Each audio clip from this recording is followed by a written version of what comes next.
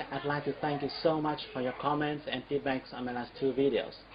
As you have been watching me so far, I believe that you're serious in quickly overcoming your language barrier to be able to hear, understand, and speak, or even present in English.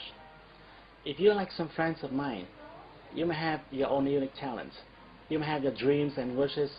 You may want to join the global community to work anywhere you want, to become a businessman or businesswoman, going around the world, working with partners coming from many other countries. But you and I have the same disadvantage of living in a non-English speaking country.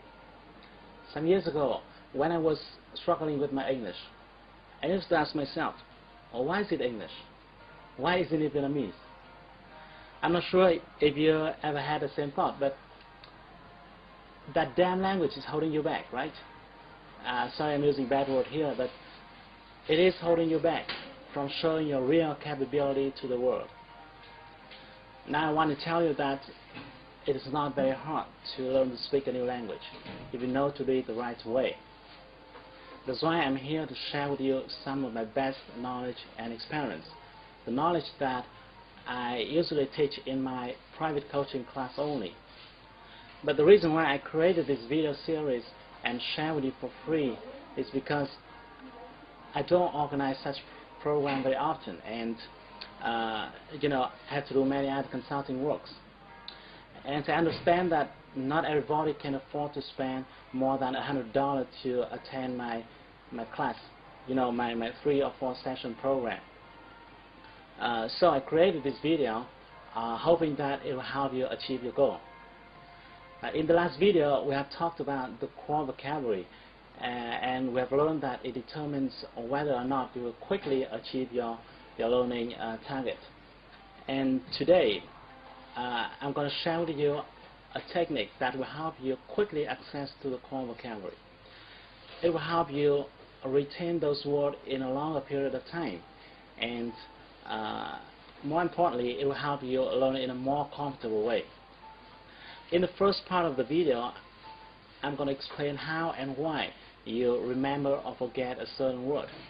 What is the mechanism here? And I'm going to tell you the big mistake in learning vocabulary that many language learners make. Then in the next part of the video, I'm going to share with you, I'm going to give you a step-by-step instruction for you to practice my technique.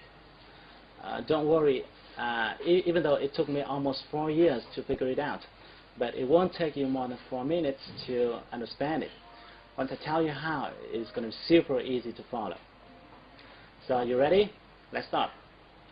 Have you ever asked yourself why sometimes you could retain a piece of information for quite long the first time you heard a song, but when you learn language, when you learn English, sometimes you couldn't remember a certain word, even though it was not the first time you learned it. Even though it was not the first time you learned it, and the common case here could be you see some word which is familiar, but you can't remember its meaning.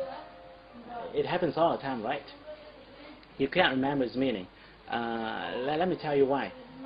Your brain will easily remember things that it can associate.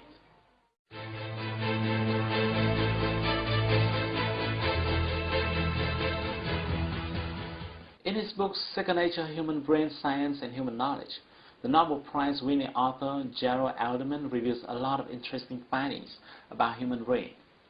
He found that our brain cells function by a mechanism that he called recognition and association. Because of association mechanism, you can easily remember a piece of information that had something to do with your existing data in your brain. In other words, the information that can relate to your experiences, your thoughts, your feelings, your desires. It will be very hard for you to remember a piece of information that has nothing to do with you.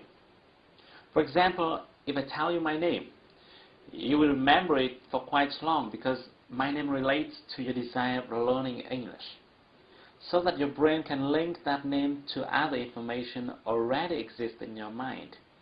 Like you have watching me talking in my videos, or you want to speak English fluently and maybe I can help you, and things like that. But if I tell you a name without letting you know who he or she is, you'll forget it in a few days. Secondly, you can only retain a word if you are exposed to it several times.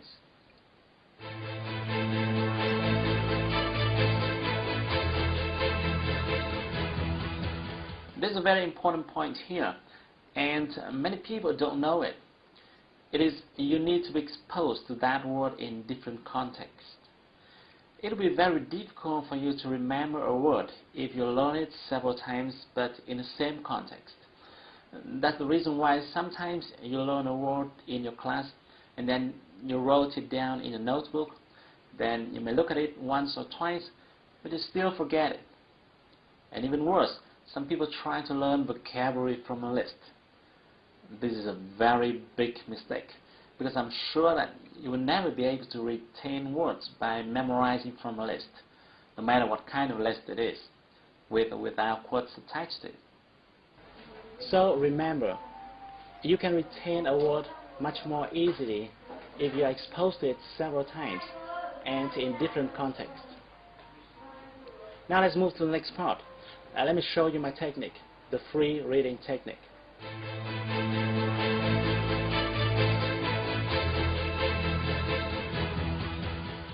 The reason why I call it free reading, because I want to distinguish it with the comprehension reading section that you usually find in a textbook. To give you a better view, let's take a look at this one. This is a typical comprehension reading section. I got this one from the site BBC Vietnamese.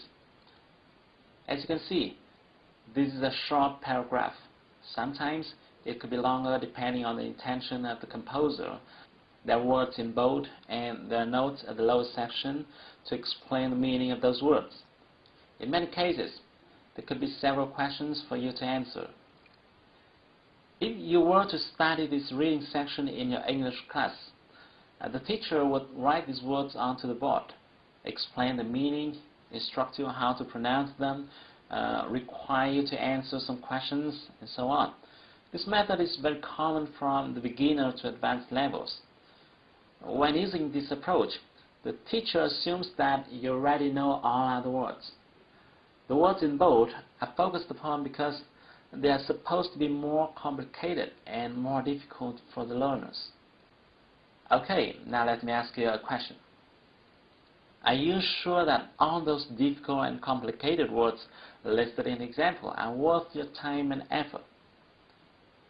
Recall what we talked about in the last video, the Pareto principle and the core vocabulary. You want to make sure that the words you spend time on should be the most common words. Coming back to the example, you can now see that the comprehension reading method tends to drive you to focus on the most difficult words.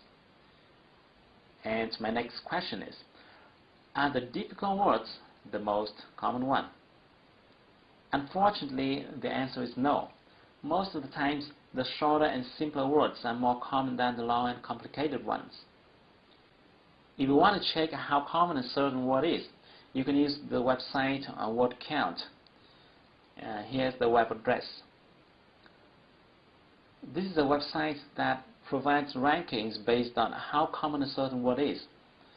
Even though I can't vouch for its reliability, but at least it can give us a rough idea. All you need to do is to enter the word you want to check in the Find Word box and then click the arrow button next to it. Let's give it a try with the word humanitarian from the reading section. Here we go. We got a ranking of 11,000 plus. This result shows you that the word is far less common than the 3,000 most common words. Now let's come back to the example and see how we can approach it in a more efficient way. What we're going to do is that we're going to remove all bolds from the words in the passage. Because this paragraph is quite short, I need a long one to make my point clearer. So I simply did a search on Google and found this one. This is another article talking about the same story. Now what I'm going to do is I copy and paste it into the Word document. Now if you screen these two articles, you'll find some words that appear 2, 3 or even 4 times.